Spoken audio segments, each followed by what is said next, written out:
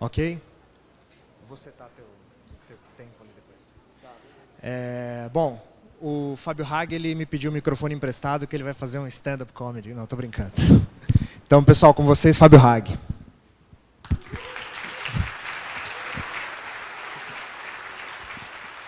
Bom dia, galera. Obrigado. O Henrique me ferrou agora, falando que eu vou falar stand-up comedy. Eu pedi o microfone justamente porque eu gosto de me mexer um pouquinho, mas nem perto de um stand-up comedy. Eu vou falar para vocês hoje sobre tipografia corporativa A-real. A-real no sentido de mostrar para vocês os detalhes, os bastidores de dois cases nossos que são bem representativos. Um deles é o do Boticário, onde a gente fez uma modificação de uma fonte de varejo, especificamente para adequar a um briefing.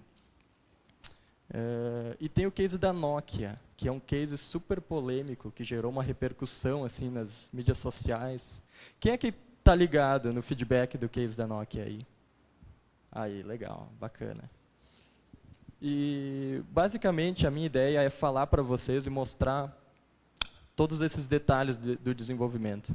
Porque eu acho muito engraçado, é muito complicado a gente avaliar um projeto de design, e com certeza vários de vocês vão concordar comigo, analisando só o resultado final. Quando a gente não está na mesa de reunião com o cliente, quando a gente não conhece todos os objetivos estratégicos, de planos de negócio que estão por trás daquela solução de design, algumas coisas não ficam muito claras. E é sobre isso que eu vou falar para vocês hoje. Rapidamente, só para fazer um panorama geral de quem é a Dalton Mag hoje, nós somos 22 pessoas de 9 nacionalidades diferentes, trabalhando só com design de fontes. A sede da empresa é em Londres, a gente está fazendo no mês que vem 20 anos, e aqui no Brasil a gente tem um escritório virtual com outros 2 brasileiros, que a gente vou falar daqui a pouco, e essa é a empresa. A gente tem exatamente muita experiência com clientes corporativos. Já fez fontes para a Toyota, para o McDonald's. A gente mandou uma fonte para o espaço, aqui com a Virgin, que é uma coisa surreal para um designer de fontes. Fez para a Vodafone, para a BMW, para vários outros. Aqui no Brasil, a gente tem o case do Boticário, que eu vou detalhar logo mais. A Eletrobras também utiliza uma fonte nossa. Mas o melhor de todos é a revista Status. A revista Status ela é genial. Ela antigamente ela era uma revista no estilo da Playboy, assim. Elas brigavam para ver quem mostrava mais naquela época, Hoje o legal é mostrar menos, porque todo mundo mostra de tudo, E o legal da Status é que eles proporcionam nós ter exemplos das nossas fontes nesse contexto. Vocês podem ver a beleza da nossa fonte Kings Caslon em uma beleza poética, A gente também trabalhou junto com a Ana Couto, esse logo da Raizen, que é uma empresa de energia. Mas, enfim, vamos adiante. Eu gosto de mostrar um pouquinho o rosto das pessoas que estão por trás da empresa, porque isso eu acho bacana. A gente, além de ter uma diversidade de nacionalidades, a gente tem uma diversidade de idades também, de backgrounds, por exemplo, o Ron Carpenter, que é o nosso diretor de criação, ele tem mais de 40 anos só de profissão, Ao mesmo tempo, a gente tem um pessoal jovem como o Lucas. E eu garanto que todos vocês conhecem esse cara aqui, Quem é que conhece esse cara? Todo mundo, eu garanto para vocês que todos vocês já usaram o trabalho dele. Ele é o Vincent Conner, criador da Comic Sans, que trabalha com nós. Sim, ele trabalha com nós. Não, ele não faz design. Brincadeiras à parte, o Vini é um excelente programador de fontes, engenheiro de fontes. Ele trabalhou, antes de entrar na Dalton, ele trabalhou 10 anos na Microsoft e literalmente escreveu o manual de como se faz hinting, que é uma coisa que a gente vai mostrar um pouquinho quando eu falar da Nokia. Então, daria uma outra palestra falar de Comic Sans, mas eu acho que a gente não tem tempo para isso. O estúdio de Londres, ali atrás está o Fernando Caro, que é um brasileiro que está trabalhando com nós hoje. Se alguma vez vocês forem para Londres, se sintam bem à vontade para me escrever, eu entro em contato com o pessoal, vocês vão lá visitar, a gente sempre tem a geladeira cheia de cerveja, cheia de comida, a gente pode jogar futebol lá também, a gente se diverte bastante. E aqui é a estrutura no Brasil ela é assim, né? A gente tem um escritório virtual, onde eu coordeno as atividades lá do Rio Grande do Sul, a gente tem o Fernando Caro, que está lá, deixa eu apontar ela lá, que é um designer de fontes muito profissional também, trabalhando em São Paulo. E temos o Marconi Lima, que também já falou em diatipo, também é um cara super profissional, trabalhando no norte do país. Assim, tá? De norte a sul, a gente está com essa estrutura. Então, vamos falar um pouquinho do case do Boticário, que foi feito em colaboração com a Future Brand. Tá? A gente sempre trabalha junto com os estúdios de design. Quando a gente fala de tipografia corporativa, tem uma coisa interessante em tipografia corporativa, que é a consistência. Olhem esse material do Boticário, aqui à esquerda, e da Natura.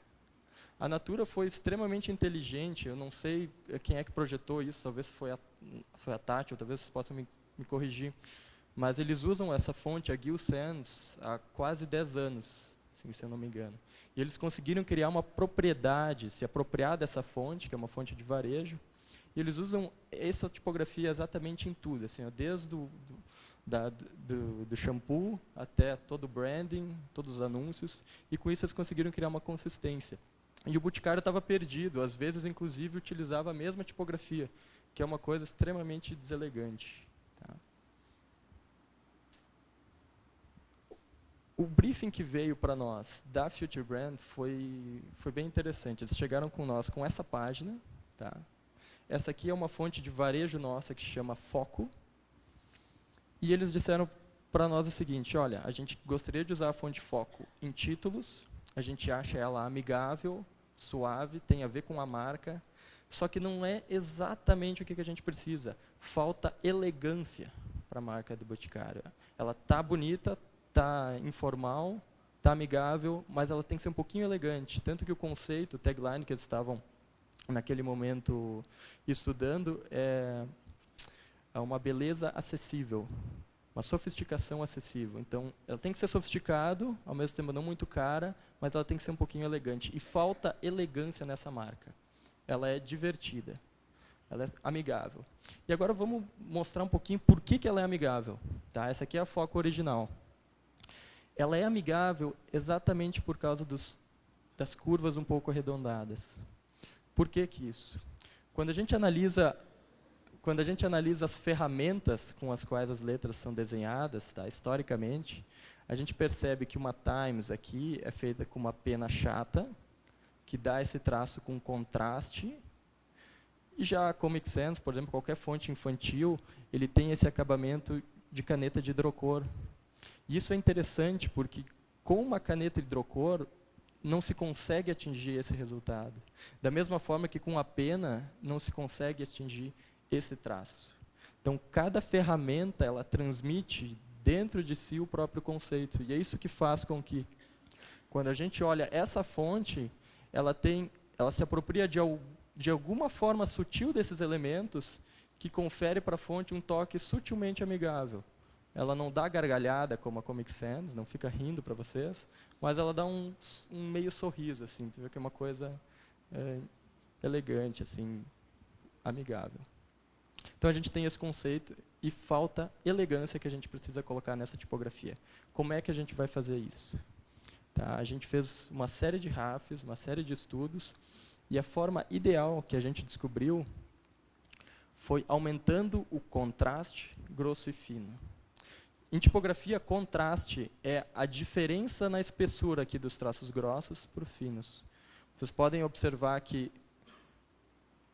aqui a gente tem um contraste menor, a diferença entre grosso e fino não é tão grande, já nessa opção aqui embaixo esse contraste é maior. Isso faz a fonte ser um pouquinho mais elegante. E agora a gente já vai detalhar por quê. Quando a gente analisa na história da tipografia, olha que bacana, né, das fontes Old Style, evoluindo depois para o fim do século XVIII, a letra foi ficando mais racional, e até chegar na letra moderna com esse extremo contraste grosso e fino. O fino é muito fino, o grosso é muito grosso. Isso aqui era possível graças a uma série de avanços nas técnicas de impressão e na qualidade do papel. Né? John Baskerville, que todo mundo conhece a fonte Baskerville, ele também trabalhou muito no processo de produção de papéis. E ele sofisticando isso, ele conseguiu, junto com avanços na tipografia, alcançar resultados com essa sutileza. Só que para alcançar, para imprimir naquela época, isso aqui, só materiais muito caros poderiam alcançar esse resultado. Só era possível atingir esse nível de detalhes com materiais sofisticados.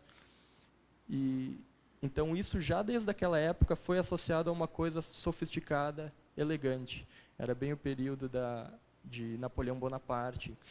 A moda também estava ficando mais elegante. No período histórico anterior, a moda era cheia de toda pomposa, cheia de apetrechos. Ela foi ficando mais elegante. E isso foi associado logo à luxúria, à sofisticação. E até hoje, vocês podem parar em qualquer banca de revistas, as revistas de moda utilizam-se desse artifício de um contraste extremo. Por quê? Exatamente porque isso transmite elegância. E o que a nossa sacada no Boticário foi exatamente aplicar um pouco dessa ideia de contraste. A gente não fez um contraste extremo, porque a marca do Boticário não é para ser extremamente elegante, ela é para ser um pouco elegante. Então a gente aplicou isso na medida certa. Né? Então, vocês podem ver como aqui a forma da letra, ela dá forma para esse conceito intangível. Né? A gente precisa colocar a elegância e como é que a gente interpreta isso no desenho da letra. Mas não foi também ao acaso que a gente chegou naquele contraste. A gente fez uma série de variações, contraste um pouquinho maior, avançando, fez vários testes em textos, em títulos. Apesar de ela ser uma fonte de títulos, ela ainda pode ser usada em tamanho 18, por ali.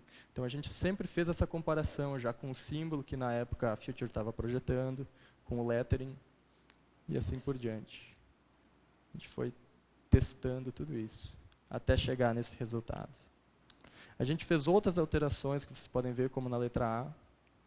Como ela é uma fonte só para títulos, a gente pôde utilizar essa forma mais manuscrita, que ela é menos legível, mas ela causa mais impacto, ela cria mais uma personalidade.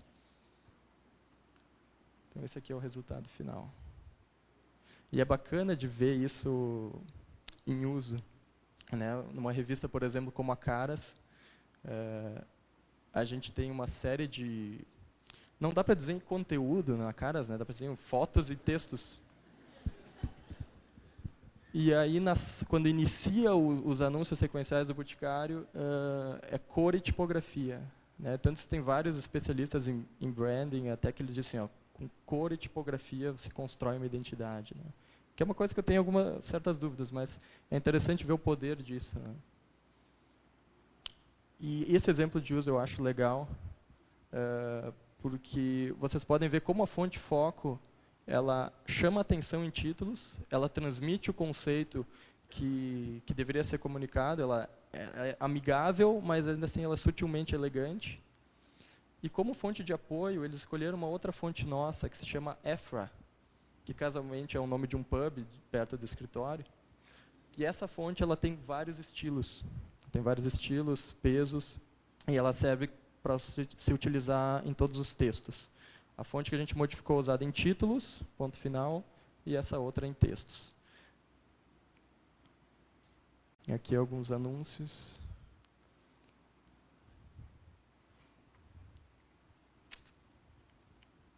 Genial, né? Fique lindo em 2 minutinhos. Né?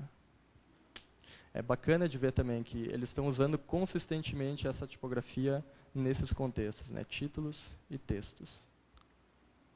Por que essa fonte aqui funciona melhor em textos? Porque ela não tem nada de muito diferente, ela é mais comum. O fato dela ser mais comum torna ela mais legível, mais funcional em textos. Já em títulos a gente quer chamar um pouco a atenção e faz isso na medida certa. Aqui é engraçado que eu Eu senti uma dor um pouco no coração quando eu peguei esse material. Que vocês estão vendo que esses Fs aqui eles estão batendo. A empresa diminuiu o tracking, né, o espacejamento entre todas as letras ali, e aí os dois Fs bateram. Não é um pecado muito grave diminuir o espacejamento quando a fonte é utilizada em títulos. Aliás, geralmente isso é preciso. Quando uma fonte de texto vocês têm normal e querem usar em títulos, geralmente vocês precisam diminuir o espacejamento. Só que essa fonte de foco aqui ela já foi feita para títulos, né? Então não precisaria. E aí o que aconteceu? Os Fs começaram a bater. Mesmo assim, eles poderiam ter utilizado essas ligaturas. Isso parece, eu sei que vai ser uma coisa muito básica para muita gente que está aqui, mas é importante falar.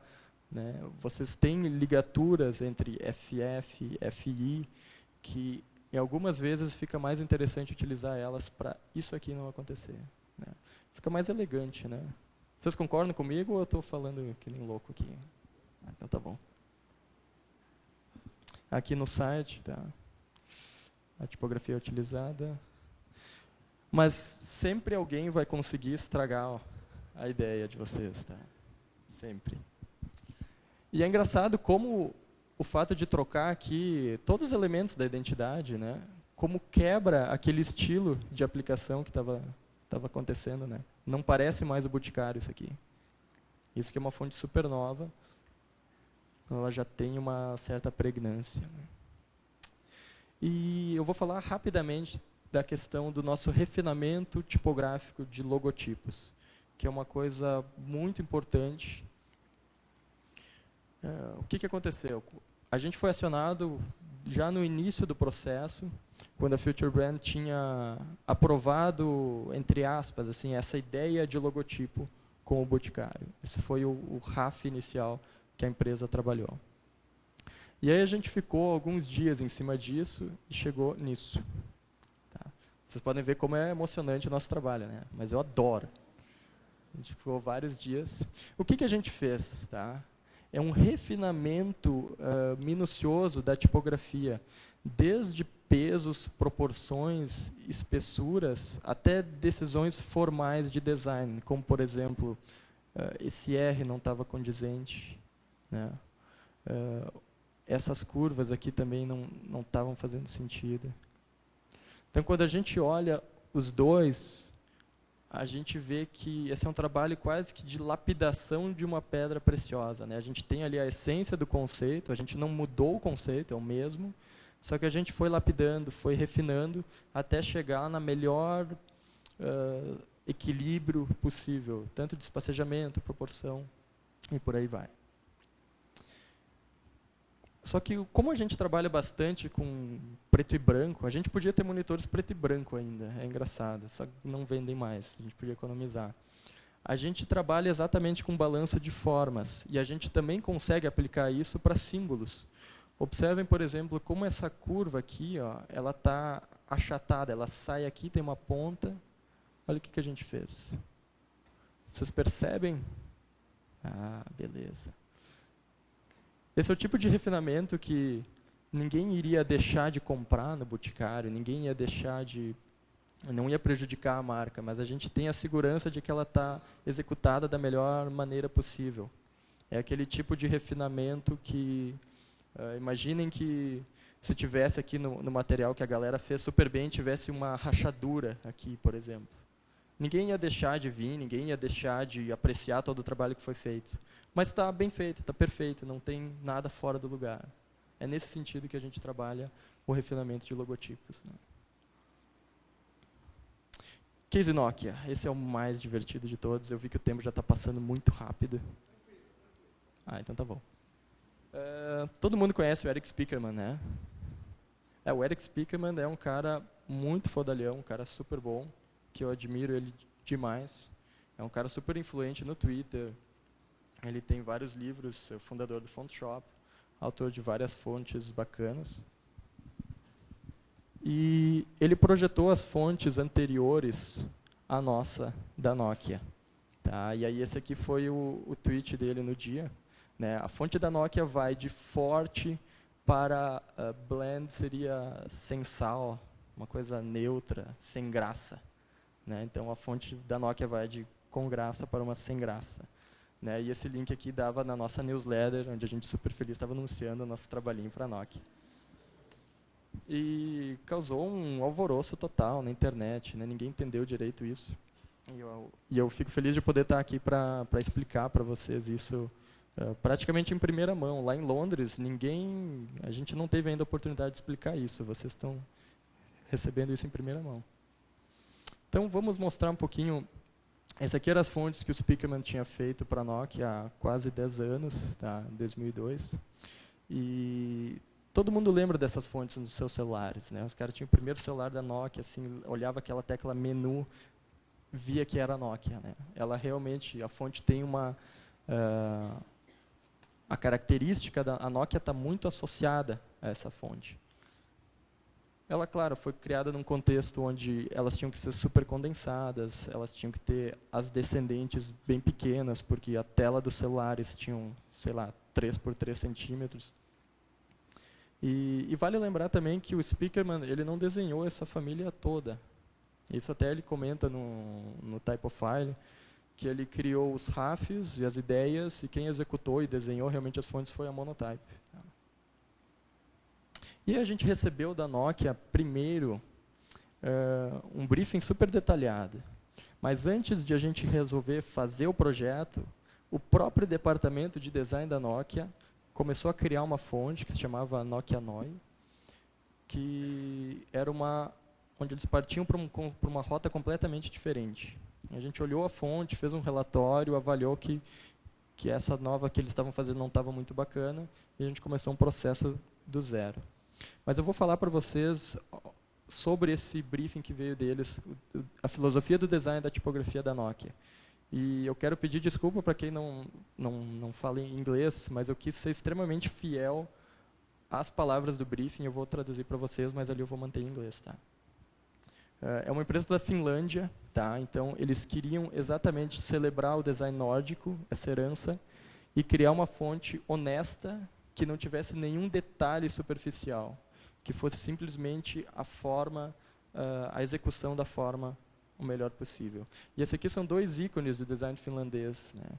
E a gente pode perceber que eles têm essa questão de pureza, né? Isso até me lembra um pouco a ideia de design do Massimo Vignelli, que às vezes as pessoas, os tipógrafos, têm pavor do Massimo Vignelli, mas eu acho que não, eu acho que ele tem algumas coisas, tem que separar o que ele fala. A visão dele de design, por exemplo, de um prato, eu acho muito bacana, que ele diz que por que a gente precisa colocar um ornamento num prato, um desenho? Por que um prato não pode ser simplesmente um belo prato na forma, funcionar, e isso ser o design, né? Eu acho que nesse sentido vale a pena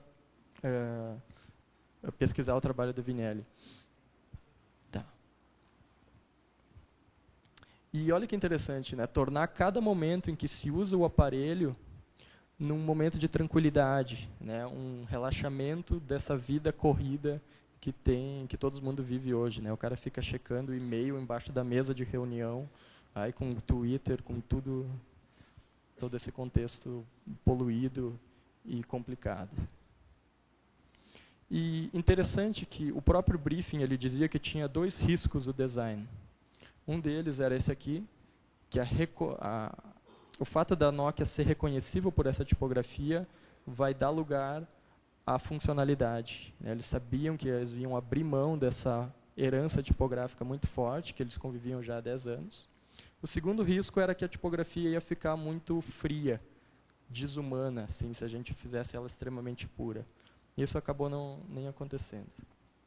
E é bacana ver, ó, esse era o contexto no qual as fontes foram originalmente criadas, né? E a ideia era que as pessoas fossem criar um novo reconhecimento da tipografia justamente por ela ser extremamente legível. Pegar o celular e, ao invés de ver uma fonte bela, ver uma fonte extremamente legível, né? Não dá para esquecer que as pessoas querem ler, não querem ver fontes, né? Quem vê fontes são uns poucos malucos, que, aliás, tem vários aqui, mas não é a média da população. Outras direções de design. O briefing deles tinha 3 páginas assim, inteiras de texto, né? quanto menos design possível, e aqui alguns puristas acadêmicos vão dizer que isso não tem nada a ver, né? Com menos design possível, né? Tudo é design. O que eles queriam dizer aqui era exatamente menos estética possível, aberta e amigável, que são palavras-chave que tem em qualquer briefing tipográfico hoje. Eu acho que em vários projetos de identidade visual, talvez vocês devem receber, tem que ser amigável, tem que ser convidativo. Também em tipografia é exatamente igual. E ela tem que também durar outros 10 anos, não pode cair dentro de modismos nesse período. E eles foram além, eu já estou terminando os slides de texto, tá? Eu não gosto de usar slides de texto, mas nesse caso foi inevitável. Ela tem que ser mais Gotham do que Hottis. Olha que interessante, amigável, mas ainda assim simples. E por aí vai. E dentro desse contexto, a gente começou a criar, dentro dessas limitações de briefing, a gente criou uma série de opções. Tá? Aqui elas são mais construídas, reparem nos Os mais quadrados, aqui mais geométricos, aqui com contraste. Não vou detalhar todas elas, mas esses aqui são os RAFs iniciais. Tá? E aqui eu vou ilustrar algumas decisões de design que ocorreram durante o processo. Observem essas formas da letra G. Né? Esse G aqui, ó, eu tenho vontade de imprimir ele grande e pendurar no quarto, né? Se a minha esposa deixasse, mas acho que ela não ia deixar. Ele é lindo, extremamente bonito, esteticamente super agradável, diferenciado, só que no final das contas, esse G aqui é o que a gente está mais acostumado a ver, é o que a gente vai reconhecer mais fácil no aparelho celular. Ele é mais legível, então esse G aqui foi escolhido. E assim, várias decisões de design primaram exatamente pela legibilidade. E aqui parece que eu estou, para quem acompanha bastante tipografia, parece que eu estou defendendo o resultado do trabalho pelo processo, mas depois que eu vou mostrar os exemplos de uso, vocês vão ver que faz sentido a Nokia trocar aquela herança que ela tinha por algo novo. Né? Esse aqui é o novo aparelho da Nokia, o N9, que inaugura as fontes. E quando a gente olha esse aparelho, a gente pensa, porra, mas é da Nokia mesmo? Tem certeza? Vocês concordam comigo que isso aqui não tem cara de Nokia? A gente começou a perceber que a Nokia queria exatamente mostrar para o mundo que eles estavam se reinventando. Tá? Isso foi uma questão...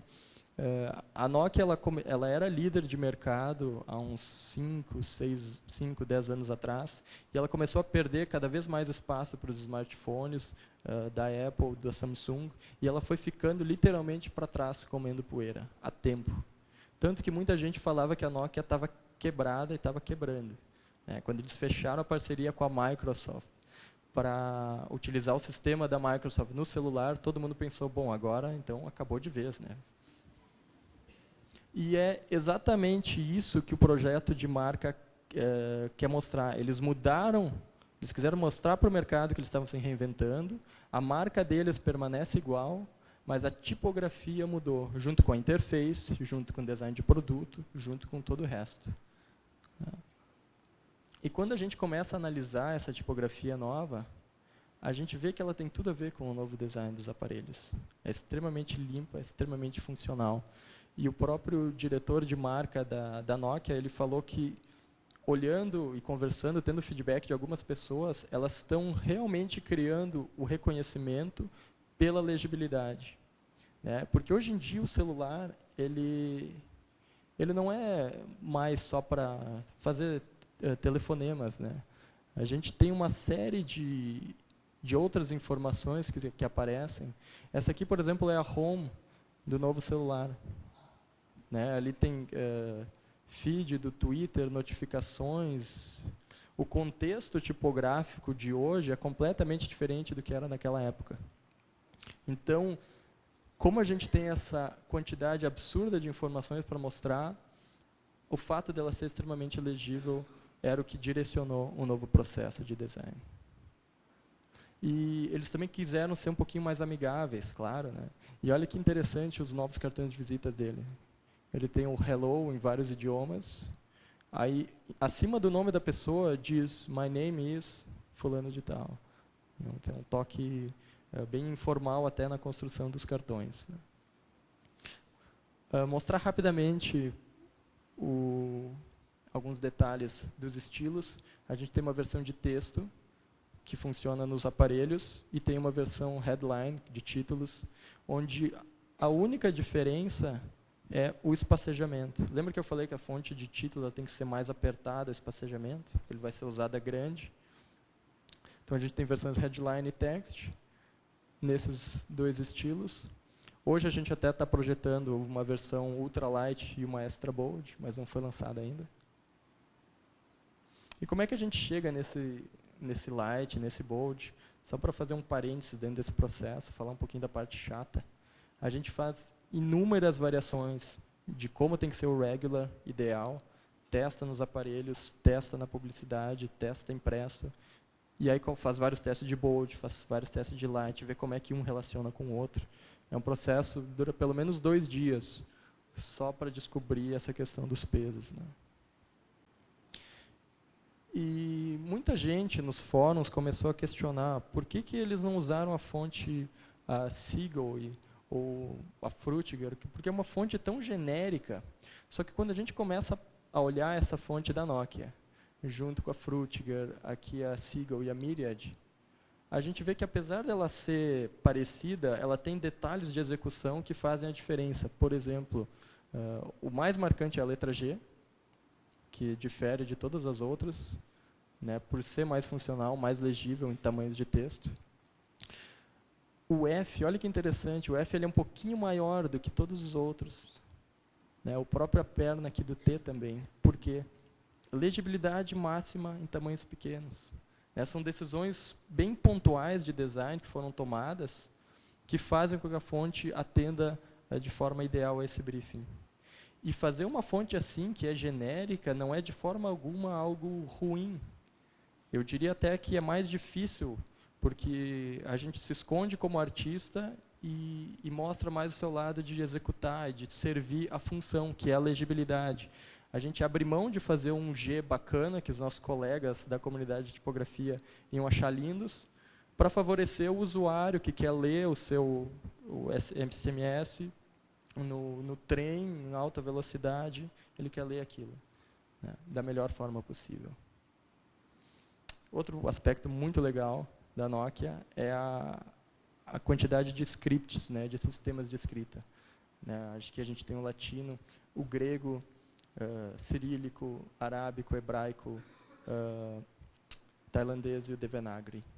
Né, e como é que a gente vai estender esse conceito de marca para todos esses scripts. Né? E existe uma série de mudanças de design. Por exemplo, no grego, como ele tem muitos traços arredondados, a gente faz a letra Omicron, que é igual ao nosso latim O, a gente faz ele um pouquinho mais condensado. Porque, como o grego tem muitos traços arredondados, quando a gente compara um com o outro, ele parece mais largo. No cirílico também, a gente aumenta um pouco a altura de X, porque o cirílico é um script extremamente complexo, então ele parece menor. Então, a decisão de design, o trabalho, esse sutil, essa inteligência, ela não fica muito aparente, mas ela está lá. Né? Aqui é bacana ver o arábico, que é um sistema de escrita completamente diferente do latino. A inclinação da pena deles é diferente. Aliás, tem 7 tipos de escrita arábica. E fazer realmente isso aqui é um negócio muito bacana, é um negócio que existe muita atenção e estudo. E vale lembrar que a gente sempre trabalha com consultores locais em todos esses idiomas. Né? A gente fala realmente com as pessoas de lá e testa. E não pessoas comuns, a gente também fala com professores de tipografia, gente que a gente consegue falar a mesma língua e que vão conseguir interpretar as realidades, para a gente não fazer uma coisa extremamente latinizada, que é um problema quando está meio que explodindo as fontes não latinas no mundo da tipografia, a renascença, especialmente no arábico.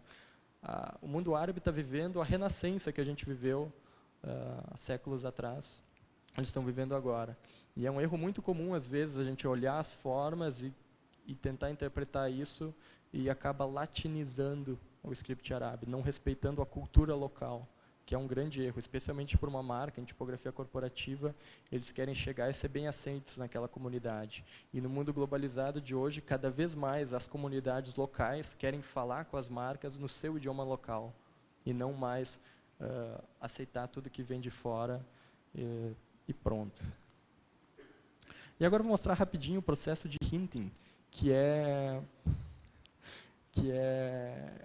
naquilo que o Vincent Conair, o cara da Comic Sans, mata a pau. O cara literalmente escreveu o livro de como se faz isso.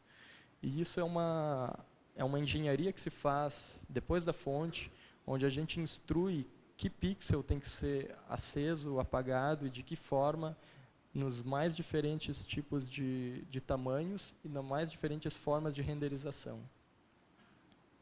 Tá. Essa imagem ela não é feita assim para assustar, tá? Ela é assim mesmo. E hinting é um processo que deve ter no máximo umas 100 pessoas no mundo inteiro que sabem fazer. E é uma coisa muito complicada. O Vini tentou me explicar durante uma tarde inteira, eu disse para ele que eu entendi, mas eu não entendi nada. Porque é realmente uma coisa muito de louco. É uma coisa que exige um conhecimento mais de engenharia, de computação, do que de design, né?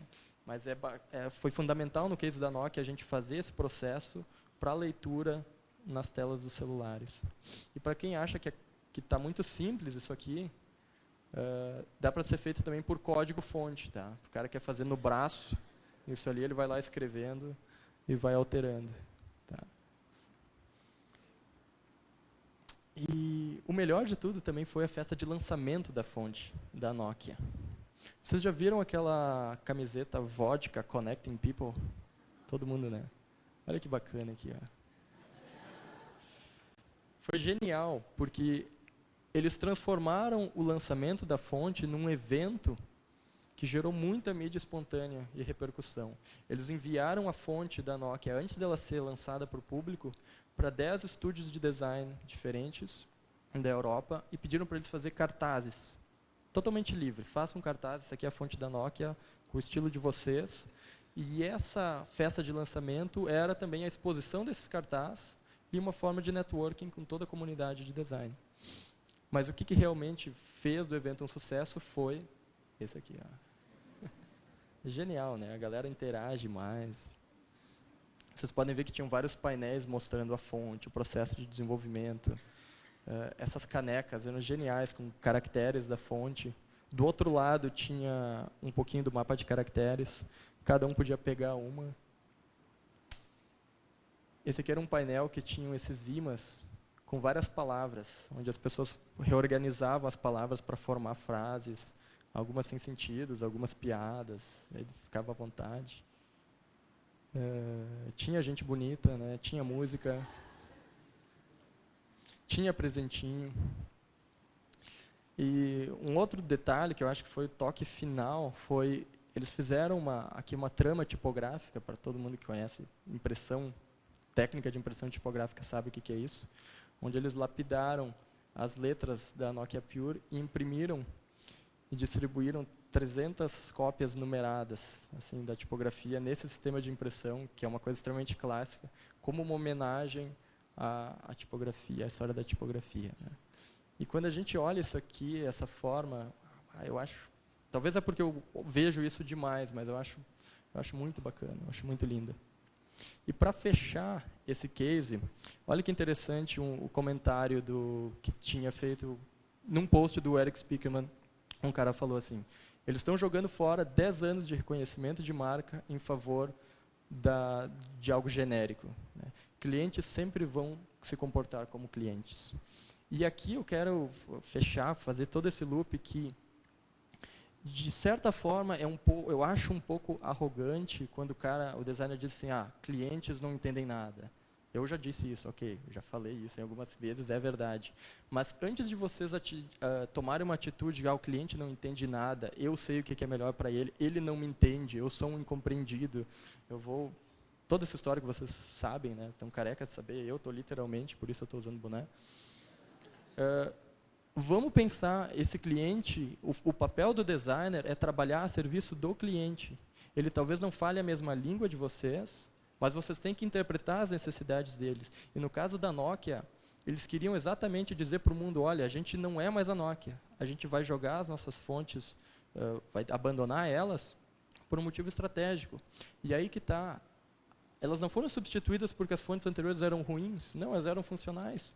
Mas a empresa tem outras perspectivas, o designer tem que olhar, sair do seu mundinho, entre aspas, e ver que existe uma série de outros inputs, outras perspectivas maiores do que a tipografia ali. E nesse caso, foi exatamente isso que, estrategicamente, todo o design de produtos, toda a estratégia e o design da fonte genérica fazem sentido para a estratégia da Nokia dizer para o mundo que a gente está se reinventando para fazer frente aos novos smartphones. Então, eu acho que, antes de dizer para o cliente assim, o cara não entende nada, isso aqui é exatamente o que eu falei antes, analisar o resultado final sem participar das mesas de reuniões e do processo que se ocorreu até chegar lá. Então, quando a gente vê isso aí, as coisas começam a fazer mais sentido. Espero que tenha feito sentido para vocês também, senão eu estou ralado aqui. Obrigado.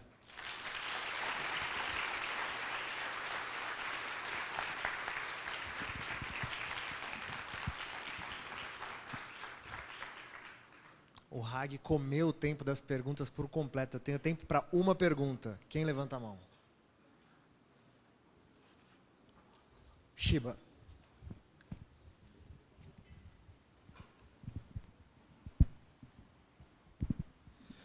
Tu não acha que, mesmo que isso não tenha sido dito para vocês, que foi uma tentativa de aproximar a linguagem que a Apple usa com a Myriad modificada deles?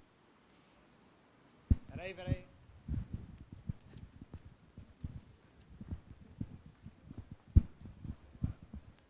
Valeu. Grande Fred. Eu acho que não, cara, até porque quando a gente olha a própria Frutiger, ou a Myriad, ou a Seagull, que a gente mostrou, todas elas são muito parecidas. E o fato dela ser genérica, que era o objetivo, logicamente vai fazer ela se parecer com várias outras, como consequência, mas não como objetivo principal.